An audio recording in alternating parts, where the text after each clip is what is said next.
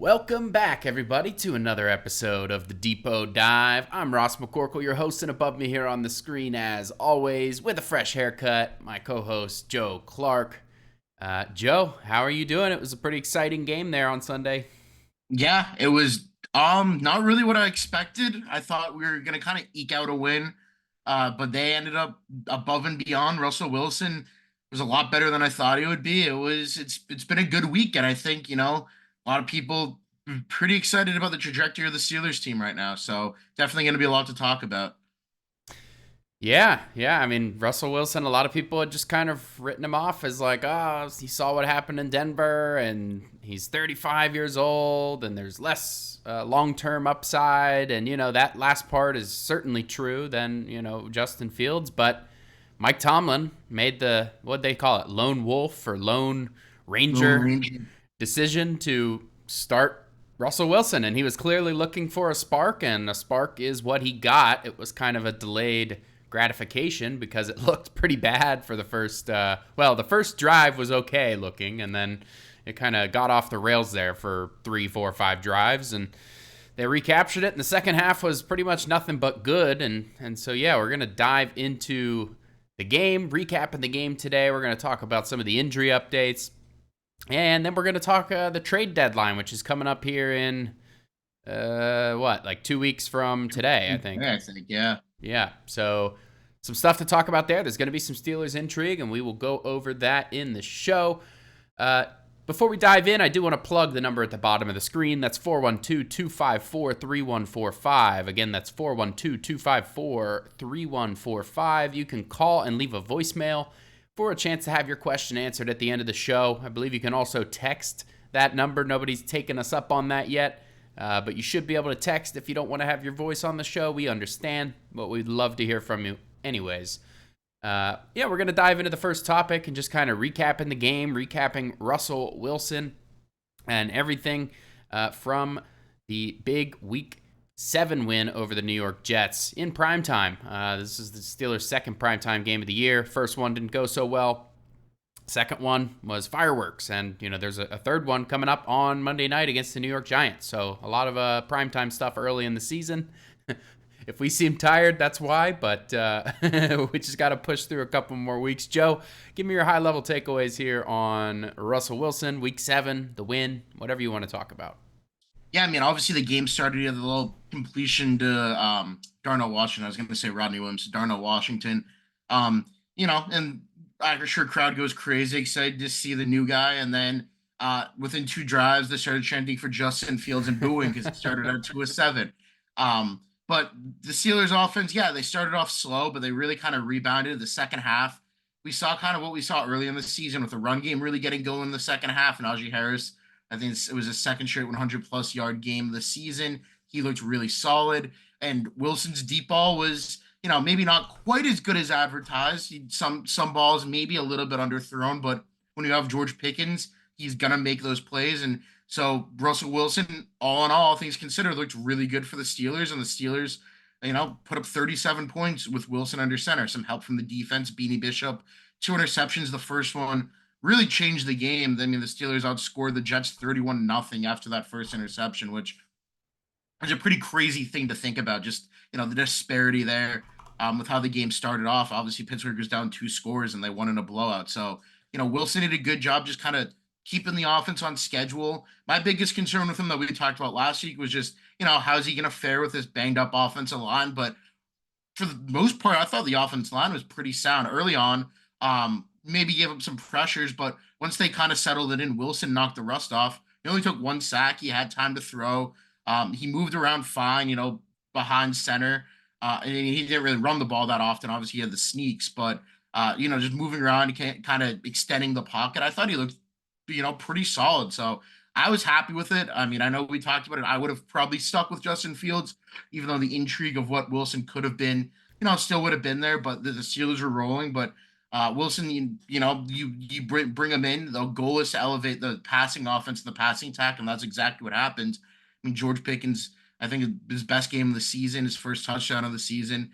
So a lot of really exciting things, offensively from that game. And then I mean, the defense too. Devonta Adams did nothing. Bishop, as we talked about, huge game. Alex Highsmith came back, really took some of the pressure away from TJ Watt because he was able to create and make things happen. Cameron Hayward, another big game. Keanu Benton played really well, just all around. I mean, guys flying to the ball. Deshaun Elliott. Just you keep going on and on with, the defense really had a pretty solid outing as well, which is going to get overshadowed a little bit talking about Wilson, but a blowout win. Didn't expect that over the Jets. So, really exciting. Looking forward to what they can do against the Giants. Yeah, Mike Tomlin, I mean, I don't know if you've ever gone against the grain on everybody's going one way and you're going the other way. And if you end up being proven right, Mike Tomlin, I think he had the perfect answer after the game when asked if it was the most bold decision of his career, which who was that? Brandon Marshall, I think, that asked the question. Kind of funny there. But he said, I'm well compensated or whatever he said. So he's basically just saying, yeah, that's why I get paid the big bucks. And yeah, that's right. I mean, he's obviously has more intel than any of us sitting here talking about it, or anybody on the television network sitting talking about it. He sees them every day in practice. And I just never really bought the whole narrative of, this is only because he promised Russell Wilson the starting job. Like, no, Tomlin's always talking about he's going to do whatever to win right now. He has too much respect for his guys to put anything in jeopardy of what's going to make them win right now. And so he thought, and it turned out to be right, that Russell Wilson, could provide that spark. And so that's very exciting for the Steelers. I actually, just this is a kind of aside, but I moved to Seattle maybe a week or 2 weeks before the Steelers and the Seahawks played in the Super Bowl. And so I was the new kid in school wearing the Steelers stuff. And of course that Super Bowl was the refs, evidently, as everybody would tell me in Seattle, the refs kind of stole that one from them. And so I just kind of grew up like the biggest Seahawks hater of all time. And that included Russell Wilson once he got there. And so I have a lot of friends in Seattle that are texting me all the time thinking it's really funny that I'm now rooting for Russell Wilson. And so, but I can't help but root for him. He's saying all the right things. The guys seem to be bought into him. I mean, you saw there's that photo that got snapped from the broadcast of, it was Pickens, Najee Harris, and Russell Wilson all kind of embracing, big smiles on their face towards the end of the game. That's what you want to see. You want to see all these guys having fun. They're clearly bought into what's going on. I think, there was at least some questions last week of how bought in Najee Harris was, just because of his answers about, basically defending Justin Fields when that whole benching happened. And yeah, I think that was probably just him being a good teammate. But I think it was fair to question, if Tomlin really was the Lone Ranger in this whole thing, and even Arthur Smith and some of the other coaches were kind of on board with Justin Fields, it's okay to probably assume that some of the players were hoping to continue with him as well. And so, yeah, I think it's just encouraging to see somebody like Najee Harris and George Pickens, big smiles on their face. I mean, you want to keep George Pickens happy. If George Pickens is happy, that means things are going right for the offense and for him and for the passing game. And I just you spoke about his probably underthrowing some stuff, but Mike Tomlin kind of downplayed it today with the air that he puts under the ball in his press conference. He said, I think any deep passer puts air under the ball, but I actually put the clip side by side. Dan Orlovsky talked about this yesterday on ESPN. He, the difference between their two deep balls, and Russell Wilson puts a lot more air under it. And if you look at the tape, it's, very, very abundantly clear that is the case.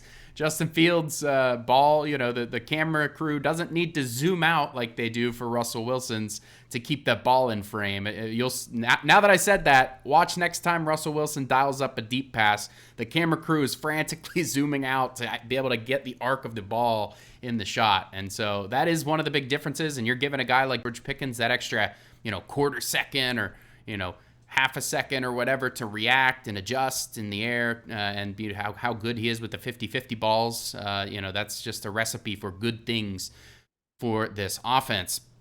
Highsmith coming back was obviously a huge plus. He had a really good game, I thought. He was getting after Aaron Rodgers. TJ Watt really hasn't been getting that much pressure, but Highsmith came back and he had a couple near sacks on Rodgers. I think he had one that ended up getting a forward pass, but I think Highsmith maybe thought he had knocked it out or something.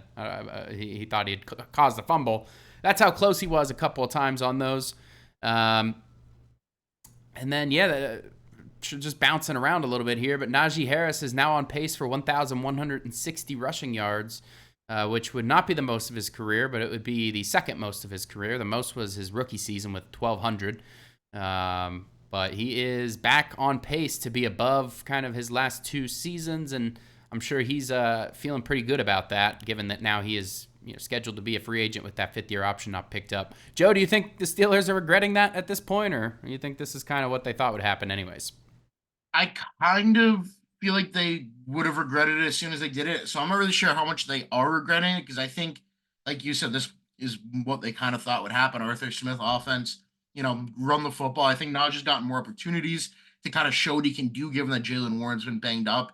But I think the Steelers kind of anticipated, this sort of performance from him this season. I mean, he's been over 1,000 yards each of the last 3 years, on pace to do it again. I don't think, that should come as any surprise to them.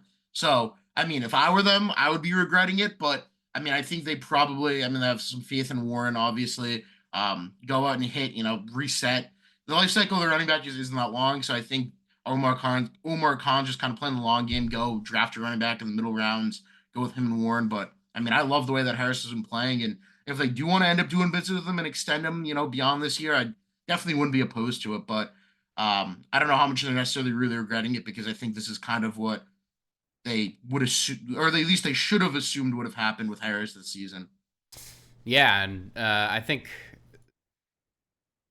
Jalen Warren, I mean, he hasn't been super involved, and so that's kind of the other part of it, is obviously Najee Harris has had way more opportunities than he's had in past years. He's had more carries to this point of the season than he had last year. So, and, there were a couple games in there where he really didn't get anything going, although I think that was more the offensive line and just the passing game not working. And so now that things are balanced out, I really think we could see Najee Harris put up some pretty large numbers, and Jalen Warren seems to be healthy again based on what we saw on Sunday. So good things ahead for that group. One more kind of thing I wanted to talk about from this game, I think you touched on it, but Beanie Bishop getting 2 picks. I was pretty down on him, as I think a lot of people were after that Cowboys game. He looked pretty bad. And defensive coordinator Terrell Austin basically said, he'll bounce back. Like he just kind of expressed confidence, whereas the rest of us were thinking, well, this is exactly what we thought we were going to see from an undrafted rookie. And we're finally starting to see it. Teams are now going to pick on him a ton because of how much he, kind of dropped the ball in that game. And I think that was the narrative kind of leading up to this game against Aaron Rodgers. And here he is with 2 interceptions and basically almost scored on one of them. Probably could have scored. I think Joey Porter Jr. was giving him a hard time for that, getting tackled at the 1-yard line. But that is just very, very impressive, and probably earned himself at least some additional snaps once Cam Sutton returns, I would think, because that is big-time play. Mike Tomlin always talks about valuing players who kind of step up under the lights in the big primetime moments, and that's exactly what Beanie Bishop did. I think now you're kind of looking at a guy who probably could develop into a long-term answer for them in the slot, whereas before I wasn't 100% sure. Joe, do you have any more thoughts about the game before we move on here? Yeah, no, like you said, just really happy for Beanie Bishop. I mean, I talked to him at the Shrine Bowl. He's, just a great person. Really, excited about his future prospects. And like you, I was also doubting him after that Cowboys game. He got lost in coverage, more times than I think we could count, but really stepped up against the Jets and really turned the tide of that game. So excited to see what he can do going forward. I think Jerry Dulac said yesterday, the Steelers are, excited to get Cam Sutton back, as they should be. He's a veteran. They know what he can do, but Bishop can still factor in and cut into his snaps, because Sutton's not going to be 100% from the jump, obviously having missed the, 8 games. So it will be good to have both guys that maybe you can rely on, at least Bishop, a little more than you thought maybe they would have been able to earlier this year. Yeah, and talking about Cam Sutton, that's a good segue into our next topic here, just because we're going to give the injury updates, but kind of an interesting one that Mike Tomlin didn't really talk about today, but you can kind of read between the lines, is just the cornerback depth in general. Obviously, Darius Rush was released a few weeks back. Corey Trice landed on IR after a hamstring injury. And so they brought back James Pierre onto the active roster, and so he's kind of been the top corner depth. And so talking about getting Cam Sutton back, this week, Dante Jackson injured his shoulder during the game. Apparently it's not a big thing because he's expected to play this week against the Giants. But it does kind of raise the question, like, oh my gosh, we were very close to having a James Pierre starting week in and week out kind of situation with what they have on the roster currently. The cornerback depth, we haven't had to talk about it much to this point, but now it's kind of becoming clear, like, okay, they need to see what they have in a guy like C.J. Henderson, who they just signed to the active roster, former first-round draft pick, and they need to, kind of evaluate what's going on there. And so I think Cam Sutton, yeah, he's going to come back and probably play slot, but the best part about him is you can, kind of kick him to the outside if you need to, and I think they probably would need to if something were to happen to Dante Jackson. I feel like Sutton would probably be first in line, unless, I guess we'll see what happens with Trice, but there's kind of been no word on that. On the Trice front, I think Jerry Dulac said he's close, or he should be close. It kind of was like a non-update, just him saying what he thinks, I think. So take that with a grain of salt. And I don't think we heard anything about that, though. We did hear about some other guys coming back. Joe, if you want to take away the injury update. Yeah, so good news. Start with the good news first is Mike Tomlin said Tyler Matakevich, who's on IR, and Cordarrelle Patterson, who's not on IR, but he said both of them could be in a position to return this week. Matakevich would obviously have to get his practice window open, but it sounds as if that's going to happen. And Cordarrelle Patterson just adds more depth to the running back room and gives the Steelers their primary kick returner back. He also said he expects DeMonte Casey to be back this week and won't have any restrictions. He was inactive against the Jets. He was questionable. I think he had no injury designation on Wednesday. Was made questionable on Saturday, and then a late inactive on Sunday. Montravius Adams did go to IR. He hurt his knee. He had a knee issue coming into the week. Then I don't know if he re-aggravated it or if it's a new thing, but he had a knee thing pop up against the Jets, so he's on IR. The Steelers actually brought back Braden Fehoko to their practice squad. And then Tom didn't have any update on Nick Herbig and Zach Frazier. So unlikely that they will be playing on Monday night against the Giants. But with the bye week coming up the week after, and the fact the Steelers are going to place either of the two of them on IR, I wouldn't be surprised.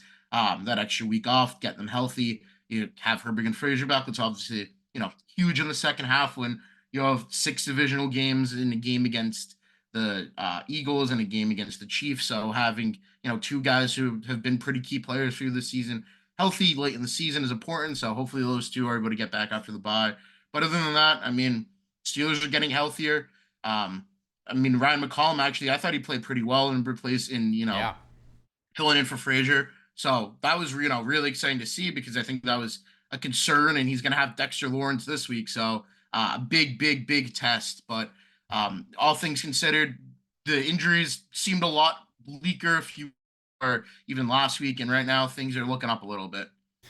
Yeah, we're probably talking about at least the potential for a pretty much clean bill of health after the bye week. Obviously Mon Adams won't be available. He has to miss a minimum of 4 games, and who knows if he'll even I don't know the severity of hhis injury at all, but is there anyone else we're still waiting for on IR? Trice Fautanu, I think the report was he might be back in the playoffs if they can make a run, but that was kind of questionable. And then he had surgery. I don't count on him being back this season, but I guess we'll see. That'll be a pleasant surprise if that happens. But it's one of those things. It's like, are they gonna play? They're not gonna play him at that point unless Broderick Jones is just doing awful, or maybe Broderick gets hurt. So, so we're talking about a pretty clean slate of health after the bye week, hopefully, unless something happens against the Giants here, knock on wood. But, so we're going to move into our third topic here, and this one is, as we mentioned at the top of the show, we are 2 weeks away from the trade deadline, November 5th. That is during the Steelers' bye week, so it's going to be kind of all attention turned towards that date that week, unless something happens sooner, which it could. There's a number of notable names. I think Adam Schefter talked about Garrett Wilson from the Jets.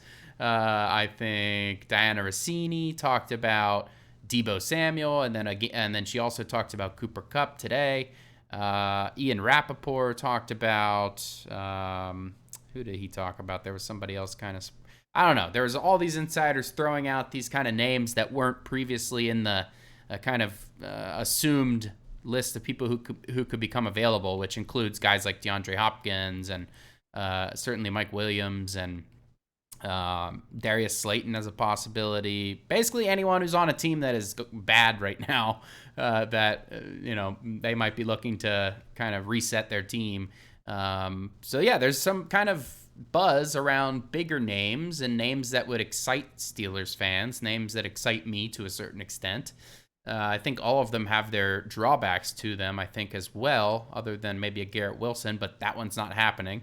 I don't know why Adam Schefter even bothered reporting that, because he then immediately reported the Jets are not interested in doing that. So basically, teams were calling about him just because Davante Adams had got traded there, and so yeah, that's probably not worth talking about. But the other ones, Cooper Kupp, I think is interesting. Joe, I think you might have written about it earlier. There's a Diana Rossini kind of reported roughly what it would cost to get him and some of the terms of that deal.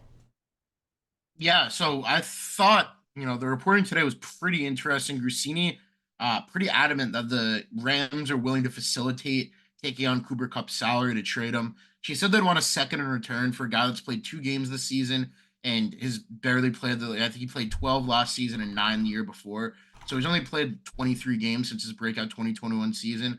I don't know if they're really going to get a second round pick. I think it would be something where they obviously eat a lot of the money and there's got to be some conditions involved. But it's definitely interesting with Kupp to me that they seem willing to, want to move him and, move off him. They're 2-4 this season. They were 0-2 when he played this season. So, might as well get off him now. His looming salary is probably a concern, but that's also, a benefit to the Steelers because a team like the Kansas City Chiefs, Rossini said, even if the Rams do eat a lot of that salary, the Chiefs just don't have the money to pay it. So I think that eliminates a lot of the suitors if the Steelers do want to get involved with Kupp, which, there's been no hard report that the Steelers and Kupp or the Steelers would want Kupp or the Rams have reached out to the Steelers. But obviously the Steelers have been in. They're in on Ayuk. They're in on Davante Adams. So it would, make sense if they want to go in and make a move for Kupp. But given his injury history, that's definitely a really risky one. But it's a huge risk reward right there, boom bust move for them because if you're getting a Cooper Kupp who's even half as good as he was in 2021, you're getting a guy who's going to take this passing attack to the next level. And then Mike Williams is the other name. I think he's going somewhere. It's just a matter of when and where. I think there's a lot of reporting that it could happen, as early as today or as early as yesterday or today. The Steelers and I think Adam Schefter reported on Saturday the Steelers and Jets put off talks last week. They're obviously playing each other, so until this week. So if the Steelers do want to go that direction, that's one that maybe will happen in the next day or two. But usually to get a guy ready for a game on Sunday or Monday, the trade has to happen, earlier in the week if they want to play the next week. So the Steelers play Monday, so I guess maybe they could, if they want to have Williams ready for the Giants, they can make a move from tomorrow. But with a deadline in 2 weeks, I think that's the most realistic name that you're looking at because he had a visit scheduled to the Steelers this offseason. So there's some prior interest there. The Jets, he's basically done in New York. He's their wide receiver 4. He wouldn't cost that much to acquire. You could do a late round pick swap. Steelers send a 6, Jets send Williams in a 7, something like that. Would probably be around the parameters for that deal. So not very expensive, whereas Kupp would definitely cost you more, even if you put a condition to get him a second or a third or whatever. So I think Williams probably still remains the most realistic, but the Kupp news is definitely really interesting because it does seem like the Rams want to move him. And so it'll be a matter of, if the Steelers feel comfortable with his health and want to pony up a pick that, maybe they could use to get another receiver next year who would be younger and be on the team longer for, win now move, then, hey, kick the tires. I'd be all for it, but definitely have to weigh some risk there. Yeah, just looking through his injury history here, he's obviously dealing with a high ankle sprain right now. It seemed at least somewhat likely that he would play this past weekend, didn't end up playing, so I would imagine as long as I don't know when their bye week is or what their situation is over there, but it seems like there's a chance he could play this week. But dating back last year, he had a pedal ankle sprain, he had a thigh at the beginning of last year. He had another pedal ankle, high ankle sprain. in 2022. He had, he had an ACL tear, and that was all the way back in 2018. So he's had a lot of stuff with the legs and the ankles and stuff over the years. So that is, and he's 31, I think. So if they're willing to take on it, I guess it just depends how much of the salary they're willing to take on, and probably that second round pick would have to be like some kind of conditional thing. I mean, we saw what happened with Davante Adams. That one, they wanted a second, and then what ended up being a conditional fourth that could turn into a second. And I think it's likely to turn into a second, but just having some additional protections in case Kupp ends up playing, no games, he gets injured immediately or whatever it might be. So, I'm intrigued by Kupp for sure. If they want to make that move, I would be pretty thrilled about it, I think. But I'm also kind of on the fence in terms of if I want them to do that or not. Mike Williams, on the other hand, I don't know what he's adding to your roster right now. I think there was some next-gen stats thing that was showing his average speed and his routes last year before the injury, and then now this year, like post-injury. And it's like a pretty noticeable, like 20 or 25% drop off in his top-end speed and his routes, or average route speed. So he's like lost this. It's not just the fact that he was in a crowded receiver room in New York, or that Aaron Rodgers seemingly doesn't trust him a whole lot due to some recent failures, but it seems like he probably lost a step or whatever, and that's obviously not what the Steelers need right now. But on the other hand, the Steelers, if they do acquire somebody, if they trade for somebody now or even next week or whatever, they have the benefit of that bye week. So that player would seemingly have, 2, almost 3 weeks to get acclimated before they would have to play. They could get somebody ready for Monday, but I don't know. I don't know if they would do that, honestly. If they traded for Mike Williams, like if we get off this podcast and it's happened, okay, maybe. But if we get into, late Wednesday after practice or Thursday, I don't think that they'd probably play him. But then you have all of the rest of the week. You have all next week, and then all of the following week to prepare them for their debut in Pittsburgh. And so that's an interesting point. And I think Jonathan Jones of CBS Sports said the Steelers are expected to aggressively pursue a receiver. And so that, in my mind, made me look at the receivers that were kind of everybody assumed would be available, like your Darius Slaytons and your, your Adam Thielens and your DeAndre Hopkins, these kinds of guys, and maybe zoom out a step further and kind of consider, like, okay, could they go after a guy like Kupp or Deebo Samuel or something? I think Deebo's probably off the table now because it's half their roster as just like I think Deebo himself had pneumonia today. Just got out of the hospital today. Yeah, it's like he had pneumonia. Ricky Pearsall just got back from being shot. Brandon Ayuk just like tore everything in his knee, so it's just not a single working ligament left in his knee. It's not funny, but the situation is obviously like, wow, they are just so unlucky over there. And so that takes the Deebo off the table, I do believe.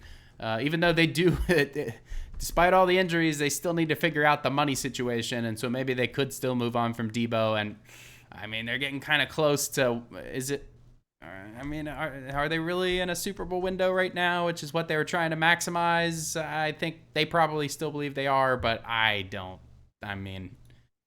think so at this point, for this year at least. So all this is very interesting, and we will definitely be talking about this next week. And by the time our in 2 weeks, that episode, the trade deadline will have just passed when we start recording. So we will definitely have something to talk about then, if not next week. Definitely the most important thing happening on that day, too. Yeah. Yeah, right. All right, well, we're going to move into our question from a listener, and this one is from a return listener, Brett from San Angelo, Texas. Brett, our number one fan, likes to call him. We do appreciate that. Absolutely. And we will let that play. Hello, Depot Dive. This is Brett from San Angelo. And my question, kind of a two-part question about a potential coaching mistake. So in this game, at the end of game situation, as they're essentially trying to run out the clock, I think it was about 2 minutes 45, if I remember right. They had a third down play where Jaylen Warren was supposedly stopped, even though his forward momentum was never stopped, short of the first down, leaving a fourth and short. On that play, initially, Tomlin decided to challenge the play. Now, at the time, you were kind of trying to run the clock out. Yet Tomlin threw the challenge flag almost immediately. I think there was about 18 seconds left on the play clock. One, why would you not run that down to about 2-3 seconds, then throw the challenge flag, run the extra 15 seconds or so off of the clock? That seems to me to just be a mistake. Second point is that after the review was denied, he chose to then go for fourth down. That was fourth and inches, and the percentages are pretty good, but I would say it's more like about 70-30. If you have better numbers than that on a fourth and short, feel free, but I see that get stopped routinely. On the other hand, a field goal from essentially the inside the 20 has about a 97% chance of being made. At the time you were up 15, the field goal puts you up 18, 3 full scores with 2 minutes essentially to go. Not that the odds were high, but you're much better to be up 3 scores in that situation.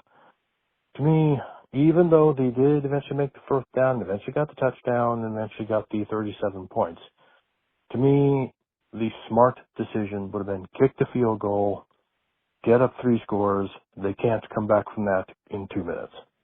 Love your thoughts. Thank you very much. All right, Brett from San Angelo has a bone to pick. Not so much. I don't want to mischaracterize it, but it's a fair, I guess, observation of, all right, well, the Steelers were up 30-15. Jaylen Warren, the play was wrongfully blown dead. He never really got his forward progress stopped, and they kind of got robbed of that first down. Mike Tomlin challenged it. There was a little time left on the play clock, and he could have wound down the clock a little bit more before stopping the play for a challenge and all that. I think at that point, there was how much time left during that play? I will have that up. It looks like there was 2 minutes and... Oh, wait, no. 3rd and 2. Was that the 2 minutes and 10? I don't have the number here in front of me. I should have prepared this, but okay. It was the 3 minutes and 28 seconds. Jaylen Warren challenged. 3 minutes and 28 seconds when that play started. And so there was about, whatever. They could have ran the clock down to about 2:40-ish, I think, 2:35-ish, had they not challenged and stopped the clock. Instead, they challenged it, and that challenge was unsuccessful. And so now you have 2 minutes and 44 seconds. It's 4th and 1. The Steelers are up by 15 points, which is still 2 possessions. So, Brett, I think I agree with that first part. He probably should have let the 18 seconds roll prior to challenging that. I don't see any issues with your logic there. In terms of why they wouldn't have kicked the field goal on 4th and 1 there, I mean, I guess if you're playing ultra, that is optimal. I would agree. I mean, you're then going up by 3 possessions. Chris Boswell's automatic from that range. Then the other team has 2.5 minutes or something like that. That's basically impossible. There was that one game several years ago where the Steelers did score 3 touchdowns against the Texans in I think it was 2 or 3 minutes. That was a long time ago. I don't even remember what the circumstance was there, but basically impossible. So I don't necessarily have an issue with what you're saying there. I do think Tomlin probably wanted to score there, very badly. He wanted to make a point and say this was our best offensive performance. He wanted to leave no doubt that, this offense is the best it's been all year. I think he was definitely more trying to make a point. And then, for a guy like Najee Harris, I've seen people comment like, after he got the first down, he should have slid so that they could kneel the clock out and then the defense doesn't have to get back on the field. It's like, Najee Harris is a free agent. That man needs to get his stats. And, you saw he pumped up. The offense was all pumped for him. They were celebrating in the end zone. So they were having a good time there. I don't have any issue with any of the decisions, really, other than maybe the challenge being a little premature. Maybe should have bled the clock out a bit there, but it's kind of splitting hairs there at that point just because the game's pretty. I mean, if it was a closer game, I do think Tomlin would have took all this under consideration. But, Joe, do you have anything to add there? Yeah, no, I'm with you. I think you wanted to score. I mean, if you leave the clock down longer, it's less time for you to go down the field and score. I mean, so I mean, I have no issue with it. A 2-score game. I think at that point it was pretty much wrapped up. So not really too concerned about how much time he bled off. Like, yeah, he probably could have, but give your time, go down and score, and let Najee run one in. So help my fantasy team too. So I'd take it. Yeah, I'm sure there's some people on both sides of that equation that are mad or very happy with Najee Harris scoring there. So yeah, no huge issue on either of our ends, but I think he probably would have paid more attention to the minute details if it was a little bit closer there. So Brett, thank you for calling in again. If anyone else wants to have their question answered, 412-254-3145, number at the bottom of the screen.